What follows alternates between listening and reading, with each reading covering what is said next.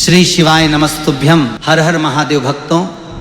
भक्तों रक्षाबंधन का ये पावन पर्व आ रहा है और उस दिन भूल कर भी ये 5 काम मत करना, वरना भाई की उम्र पर संकट आ सकता है, घर में कंगाली और दरिद्रता आ जाएगी, पूरा परिवार कलह और आर्थिक तबाही से घिर जाएगा और ऐसी विपत्ति मचेगी कि पूरा घर बर्बादी के कगार पर आ जाएगा। जी हाँ भक्तों, रक्षाबंधन सिर्फ प्यार का धागा नहीं बल्कि ये एक ऐसा अलौकिक अवसर है जब भाई की कलाई पर बंधा रक्षा सूत्र उसकी जीवन रक्षा का कवच बनता है। लेकिन अगर उस दिन कोई गलती हो जाए तो यही कवच अभिशाप बन सकता है और भाई को जीवन भर कष्ट, रोग और असामयिक मृत्यु का सामना करना पड़ सकता है। भक्तों 28 अगस्त 2026 का ये दिन कई मायनों में बेहद खास रहने वाला है। एक तरफ रक्षाबंधन की पावन पूर्णिमा है तो दूसरी तरफ इसी दिन को लेकर भद्रा और चंद्र ग्रहण की बातें लोगों की चिंता बढ़ा रही हैं। आखिर क्या इस बार भाई की कलाई पर राखी बांधना पूरी तरह सुरक्षित रहेगा? कहीं ऐसा ना हो कि आप गलत समय में राखी बांधकर अपने भाई को और संकट में डाल दें? क्या चंद्र ग्रहण का रक्षाबंधन पर कोई असर पड़ेगा? और सबसे बड़ा सवाल, आखिर किस समय राखी बांधें कि भाई बहन दोनों पर भगवान की कृपा बनी रहे? अगर आपके मन में भी ऐसे ही सवाल हैं तो इस वीडियो को बिल्कुल भी स्किप मत कीजिए, क्योंकि 28 अगस्त रक्षाबंधन से जुड़ी कुछ ऐसी ज़रूरी बातें हैं जिन्हें जानना आपके लिए बेहद ज़रूरी है। आज हम आपको तारीख से लेकर भद्रा, चंद्र ग्रहण और राखी बांधने के सही समय तक पूरी जानकारी बताएंगे, इसलिए वीडियो को अंत तक ज़रूर देखिए। बाद में ये मत कहना कि हमें बताया नहीं। भक्तों इस बार रक्षाबंधन को लेकर कई लोगों के मन में सवाल है कि आखिर रक्षाबंधन 27 अगस्त को मनाया जाएगा या 28 अगस्त को? तो ऐसे में आज हम आपको प्राचीन जानकारी के अनुसार बताएंगे कि रक्षाबंधन का त्यौहार किस दिन मनाया जाएगा और इसकी सही तारीख क्या है, 27 अगस्त या फिर 28 अगस्त। साथ ही आज हम आपको भद्रा काल का भी पूरा समय बताएंगे, क्योंकि इस बार रक्षाबंधन की पूर्णिमा तिथि के साथ भद्रा का संबंध और चंद्र ग्रहण दोनों चर्चा का विषय बने हुए हैं। इसलिए राखी बांधने का शुभ मुहूर्त आपके लिए जानना अति आवश्यक है। लेकिन वीडियो में आगे बढ़ने से पहले कमेंट बॉक्स में जय माता लक्ष्मी जी लिखकर वीडियो लाइक कर दें और चैनल को सब्सक्राइब कर लें, ताकि सनातन धर्म से जुड़ी हर महत्वपूर्ण जानकारी आपको सबसे पहले मिल सके।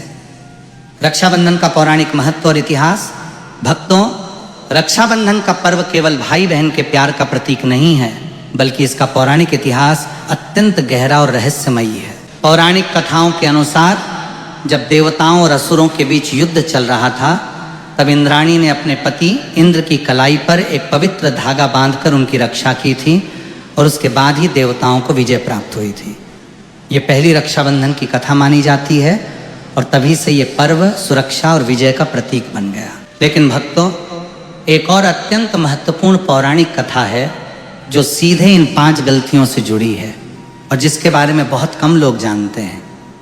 कहा जाता है कि प्राचीन काल में एक राजा थे जिनकी बहन ने रक्षाबंधन के दिन भद्रा काल में राखी बांध दी थी और वो राजा उसी वर्ष युद्ध में वीरगति को प्राप्त हो गया। राजा की मृत्यु के बाद उसकी बहन को बहुत पछतावा हुआ और वो एक ऋषि के पास गई। तब ऋषि ने उसे बताया कि भद्रा काल में राखी बांधने से राखी का कोई पुण्य नहीं मिलता, बल्कि भाई को संकट आ सकता है। और ये पहली गलती थी जिसने एक पूरे राज्य को बर्बाद कर दिया। भद्रा काल और राखी बांधने का सही समय। भक्तों शास्त्रों में भद्रा काल में राखी बांधने से बचने की परंपरा बताई गई है, इसीलिए भूल कर भी भद्रा काल में आप अपने भाई को राखी न बांधें। इस बार अच्छी बात यह है कि 28 अगस्त को जब रक्षाबंधन मनाया जाएगा तब भद्रा सूर्योदय से पहले ही समाप्त हो चुकी होगी, यानी राखी बांधने के लिए भद्रा का भय नहीं रहेगा। फिर भी शुभ मुहूर्त का ध्यान रखना बहुत जरूरी है। इसके पीछे एक पौराणिक कथा भी बताई जाती है। ऐसा कहा जाता है कि भद्रा को शुभ कार्यों में बाधा डालने वाली शक्ति माना गया है और इसी वजह से रक्षाबंधन जैसे मांगलिक पर्व में भद्रा का त्याग करने की परंपरा चली आ रही है। कई धार्मिक मान्यताओं में भद्रा को शनिदेव की बहन बताया गया है और कहा गया है कि भद्रा के समय शुभ कार्य करने से बचना चाहिए, इसीलिए आप भद्रा के समय रक्षाबंधन का त्यौहार न मनाएं। लेकिन दोस्तों इस बार 28 अगस्त की सुबह राखी बांधने के समय भद्रा समाप्त हो चुकी होगी, इसलिए इस बात को लेकर आपको घबराने की जरूरत नहीं है। रक्षाबंधन 2026 तारीख, भद्रा और चंद्र ग्रहण की पूरी जानकारी। दोस्तों चलिए अब जानते हैं साल 2026 में रक्षाबंधन का त्योहार कब मनाया जाएगा। दोस्तों इस बार पूर्णिमा तिथि की शुरुआत 27 अगस्त को सुबह लगभग 9:08 पर हो रही है और पूर्णिमा तिथि की समाप्ति 28 अगस्त को सुबह लगभग 9:45 पर हो रही है। ऐसे में श्रावण पूर्णिमा के आधार पर रक्षाबंधन का त्यौहार 28 अगस्त यानी शुक्रवार के दिन ही मनाया जाएगा। इसमें अब कोई भी उलझन नहीं है। रक्षाबंधन 28 अगस्त को ही मनाया जाएगा।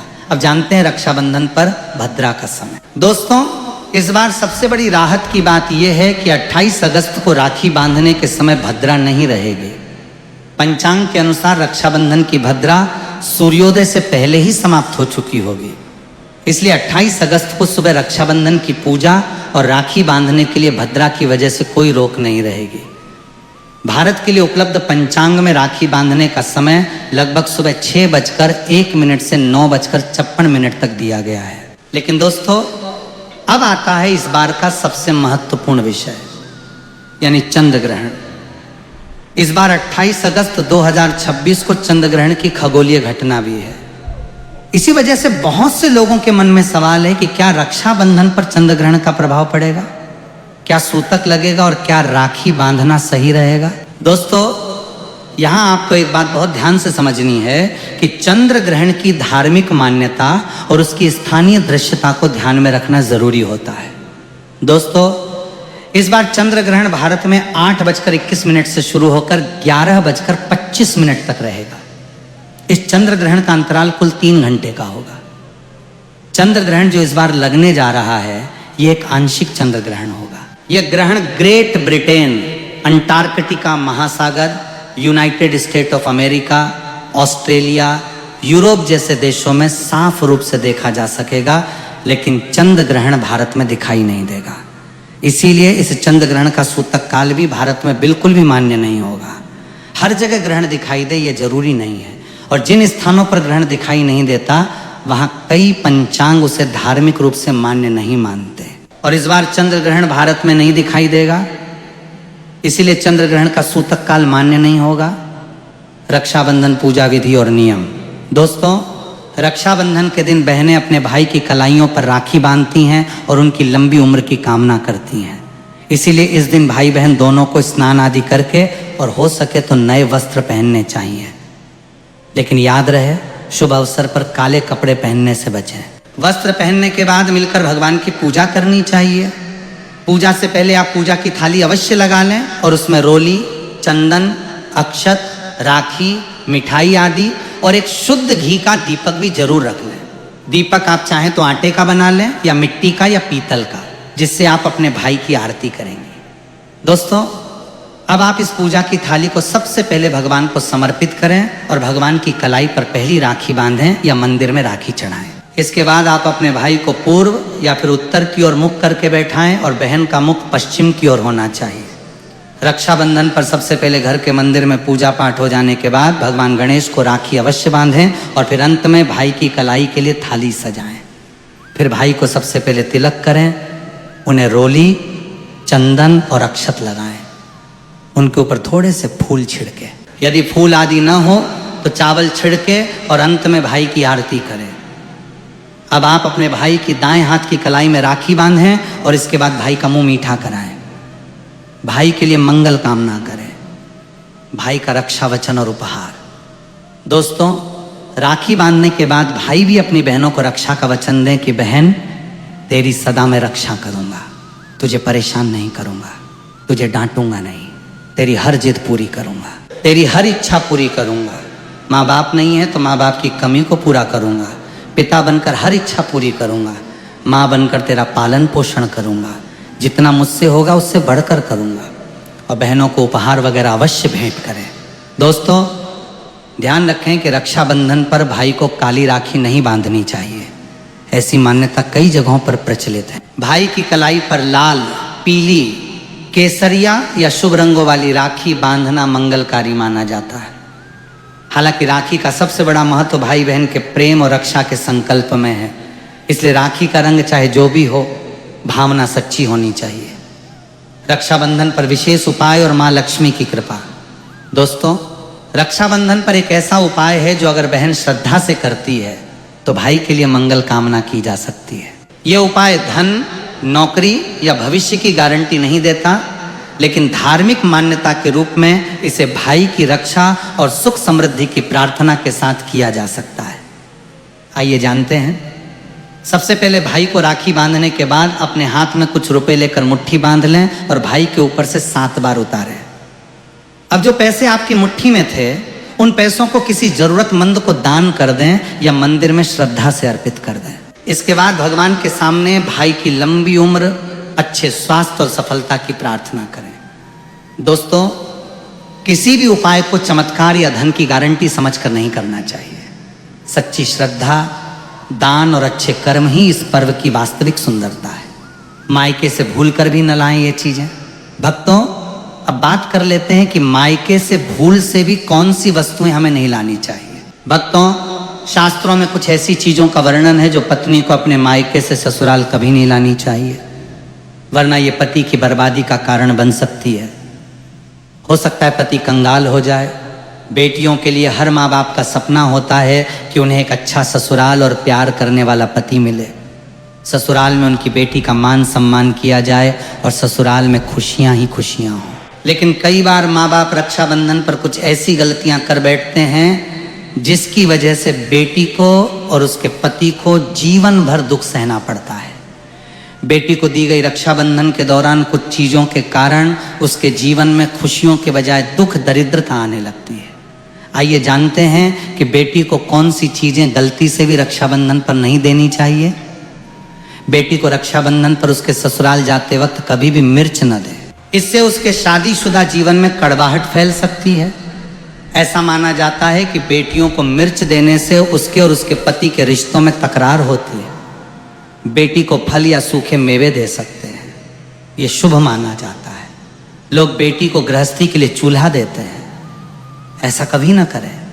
चूल्हा देने से माना जाता है कि वे अपने परिवार में अपना चूल्हा अलग कर लेंगे। चूल्हे की बजाय आप अन्य घर गृहस्थी से जुड़ी दूसरी चीजें दे सकते हैं। बेटी को भूल कर भी तेज धारदार वाली चीजें न दें।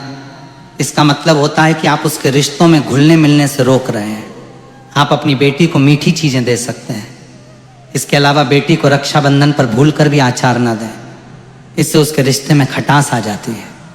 जबकि आप खाने पीने की बाकी चीजें दे सकते हैं। दोस्तों, वेद पुराणों में, शास्त्र में साफ साफ लिखा हुआ है कि रक्षाबंधन पर किसी भी माता पिता को अपनी पुत्री को उसके ससुराल जाते वक्त कोई भी काली वस्तु, काले कपड़े या कोई भी काला सामान नहीं देना चाहिए। इससे उसके जीवन में नकारात्मक शक्तियों का वास हो जाता है। भाग्यशाली राशियां, माता लक्ष्मी का विशेष आशीर्वाद। दोस्तों, और हाँ, भाग्यशाली 6 राशियों के बारे में अब हम बात कर रहे हैं जो माँ लक्ष्मी के आशीर्वाद से रक्षाबंधन के दिन धन से मालामाल होने वाली हैं।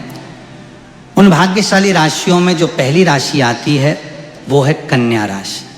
कन्या राशि वालों को बता दें कि धन की देवी माता लक्ष्मी आपके ऊपर इस दिन सबसे अत्यधिक प्रसन्न रहने वाली है। माँ लक्ष्मी प्रसन्न मुद्रा में रहने वाली हैं, जिससे कन्या राशि वालों आप इस समय का भरपूर लाभ उठाएं।